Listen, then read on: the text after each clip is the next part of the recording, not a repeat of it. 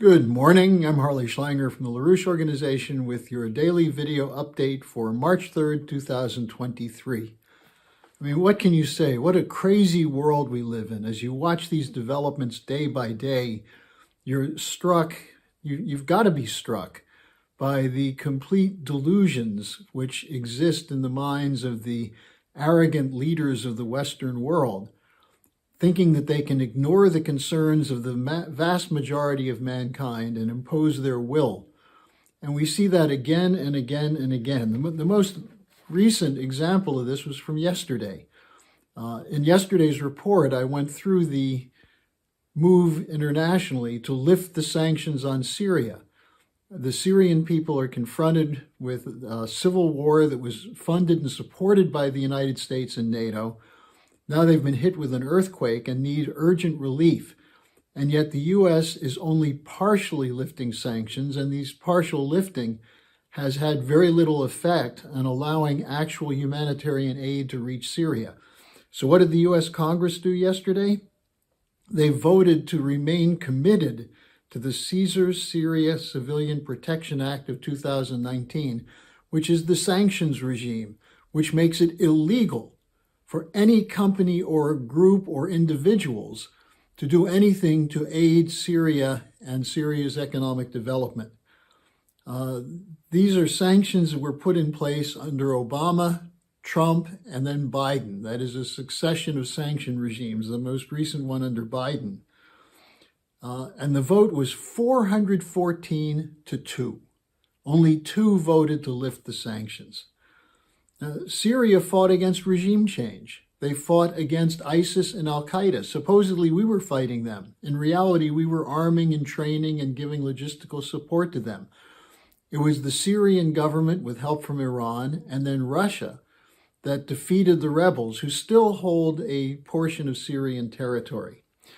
So that's one example of the murderous arrogance of the Western establishment. Then you have the G20 meeting underway in India. There was a big push to pass a resolution to condemn Russia. Blinken told China, you have to take a stand against Russia. The US, the UK, and the Netherlands spoke out very forcefully, demanding that a resolution be passed to condemn Russia. Well, what happened? It didn't pass. Prime Minister Modi of India, who's the present G20 chair, said he's going to speak as the, quote, voice of the global South, unquote. And he said the agenda must take up basic needs for all nations, not just those issues demanded by the G7 countries, which are part of the G20. These issues include food, energy, fertilizer, and debt relief. And they include collaboration against terrorism and narcotics, not condemnation of Russia. There were delegations from 27 nations there. As a result, there was no communique, but a chair's summary. And the chair's summary, that is Modi's summary, is that the focus of the meeting is on what unites us, not what divides us. Now, the side meetings that took place at this event showed that Russia is not isolated, despite attempts by the UK, NATO, and the US to do so.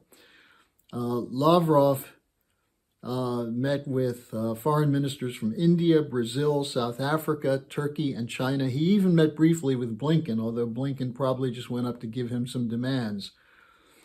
Now, the European Union, in its discussion of Russia and the Russian-Ukraine war, said nothing about negotiations, nothing about a ceasefire and peace. So the arrogant leaders of the West, who are committed to sustaining a unipolar world in which most of the world and the voices of most countries are not heard, is continuing to try to impose their will, but increasingly there's opposition. And hopefully that opposition will be heard on the fight to lift the sanctions against Syria before a whole generation of Syrian children are starved to death or die from lack of medical care and aid after the earthquake. Now, I'm going to take up some questions today. This is Friday. The first question is on Crimea. And the person wrote to me, the British and Ukrainians insist on a return of Crimea as a precondition for peace. that is, Russia giving Crimea back to Ukraine. Neocon Victoria Nuland showed a slight shift on that. She said, Crimea must, quote, at least be demilitarized, unquote. Now, in the meantime, they're calling for fighter jets and long-range precision missiles to be provided to Ukraine that would be necessary to hit the Russian military that's in Crimea. So the question is, what is the position of the Biden administration? Well, let me first start by saying that the British have been insistent from the beginning that Crimea must be returned. And that's been the statement of Biden and others. But the Brits said, and this again came up in discussion from the Defense Ministry of Britain and generals and others, that, quote, we set things in motion, then the US and NATO follow. Well, that's the British view, that the US is a dumb giant on a British leash. But something interesting happened a couple of days ago. The NBC television in the United States stirred things up with a partially truthful report. Their senior international correspondent, whose name is Keir Simmons, reported that most Crimeans oppose a return to Ukraine, that in fact the vote that the Russians took, which called for Crimea to join Russia, was a legitimate recognition of the view of the Crimean people. And his report said it's unrealistic to assume there can be a military victory, that Jake Sullivan, the U.S. National Security Advisor, is really worried by the situation in Crimea, that to try to take it would cross a red line with the Russians. General Milley said it would be, quote, very, very difficult to take it back. Now, this report from NBC television, which, as I said, is partially truthful, stirred up the Ukrainians. The deputy foreign minister denounced this as Russian talking points. Mirotvorets, which is the killer list, the so-called peacekeeper, which calls any opposition to the Ukrainian narrative Russian propaganda. And they put people on this list who are subject to possible being tried as information terrorists or killed. That's why it's called a kill list. And among those who identified it as such was Scott Ritter, who's on it. And by the way, for legitimate reasons, I should report to you that I'm also on that list, as is Helga LaRouche and Diane Sayre. But Mirotvorets charged Simmons with participation in propaganda for Russia, and the Committee to Combat Disinformation, which works as a targeting operation with Mirotvorets, so that NBC is a Russian propaganda outlet. Now, by the way, Jackson Hinkle was just added to the list. So they're continuing to target Western journalists and political figures who disagree with the narrative that's coming from NATO and from the US and the British, and instead are trying to report the truth. The price for reporting the truth is you're placed on a kill list. That's an extreme form of censorship, isn't it? Now, the next question, given the Hersh report, should there be a bill of impeachment drafted against Biden? Now, what Seymour Hersh reported is that Biden tasked Jake Sullivan to work together with Blinken, Nuland, Lloyd Austin, Burns from the CIA, and a few others to come up with a plan to blow up the Nord Stream pipelines, which they did. And Hersh provided a detailed report from a source from the inside. So far, no one's been able to refute it. They just say, well, it's only one source. How can you trust it? Well, Hersh has a long record of accurate reporting. He wouldn't go on record if he wasn't in full belief of this story. And what's demanded is there be an investigation of this. Now, so far, there have been several so-called investigations by Sweden and Denmark at least, but they won't release the conclusions. And maybe they didn't reach conclusions, but they won't release the reports because they say it's a national security question. But there's silence from those who are named by Hersh, Biden, Blinken, Sullivan, Nuland, Burns, Austin. Instead, they send out these spokespeople, Ned Price and John Kirby, to say, this is a denial, it's untrue, there's no truth to it. But the U.S. media is not pursuing it. The Congress is not pursuing it. Have you heard this discussed on mainstream news? Have you heard people in the Congress, when they're questioned about it by people like Jose Vega, my colleague, they not only deny it, but they call it Russian talking points. Well, to accuse Seymour Hersh of being a Russian propagandist is quite absurd. But there's also silence in Germany. I mean, this was an attack on Germany.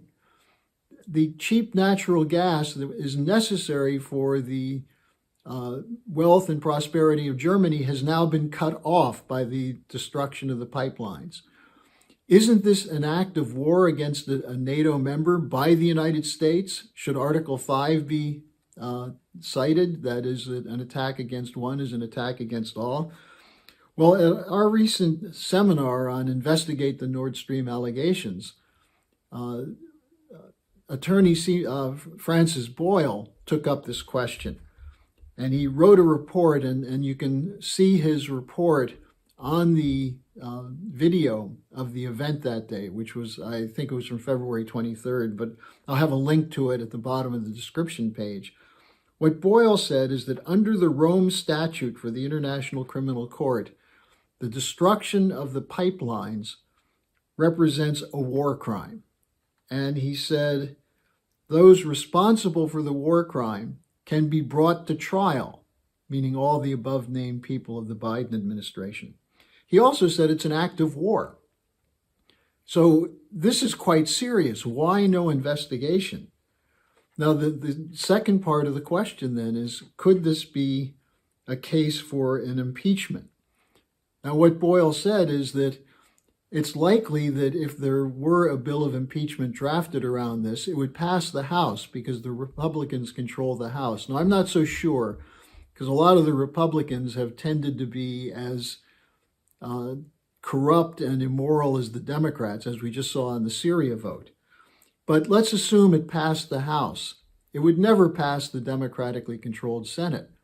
But what Boyle argues is that the fact that this was brought up as a bill of impeachment might tie Biden's hands to stop him from going for a bigger war. So that's the answer I have for you on that question. Now, final question, and this is one I've gotten in the past from time to time, and it's been asked again. What about GESARA and NESARA, the Global Economic Security and Reformation Act? Is this possible? Is it passed? Will it be implemented?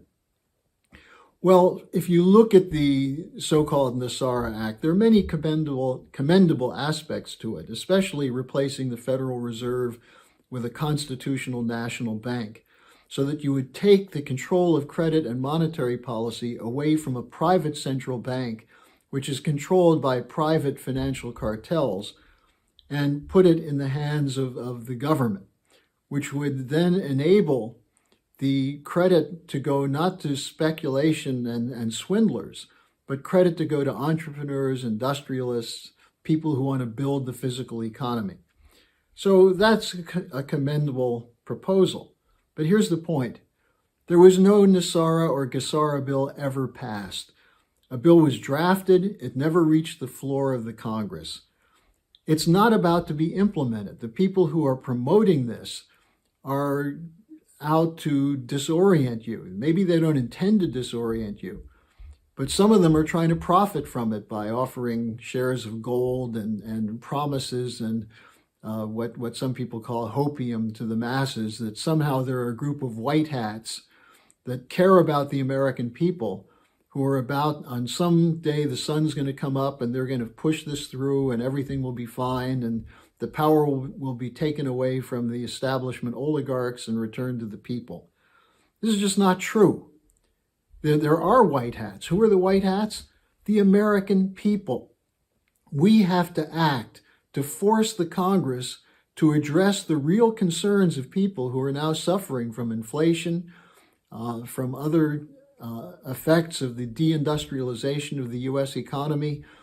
We're seeing bailouts of the speculators, as well as $100 billion plus voted to bail out the Ukrainians, but they won't lift a finger to protect the American people who are losing access to productive jobs and decent living.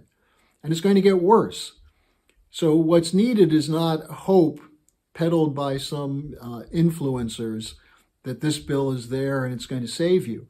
What's needed is a fight for a real new development architecture, which is what Helga LaRouche and the Schiller Institute has been fighting for. And the program does exist. It's called LaRouche's 4 Laws, and I'm going to append that on the description page, where Lyndon LaRouche drafted this in 2014. A plan basically that would put the present U.S. economy through bankruptcy reorganization, no more bailouts, would reestablish Glass-Steagall banking regulation that would mean no more bailouts, but protection of legitimate functions of private commercial banks. Secondly, a national bank to manage credit and currency policy, a national bank not controlled by private bankers like the Federal Reserve or Goldman Sachs and JP Morgan Chase or the City of London. The third point is massive investment in real infrastructure, not green nonsense, but rebuilding roads, railroads, airports, power stations, and so on. Not green, but real physical economy. And the fourth point is investment in programs that increase the productivity through frontier technologies, in specific nuclear fusion research and space programs. You want white hats? Be the white hat. Join us in this fight for the LaRouche's 4 Laws. So that's my report today. Look for demonstrations to stop the Ukraine war, to pull the United States out of NATO, and any other country in Europe that wishes to be sovereign should get out of NATO. And pay attention to the voices coming from the global South. As Modi said, as others have said, they represent the global majority, not the corporate cartels of Wall Street and the City of London. So see you again next week.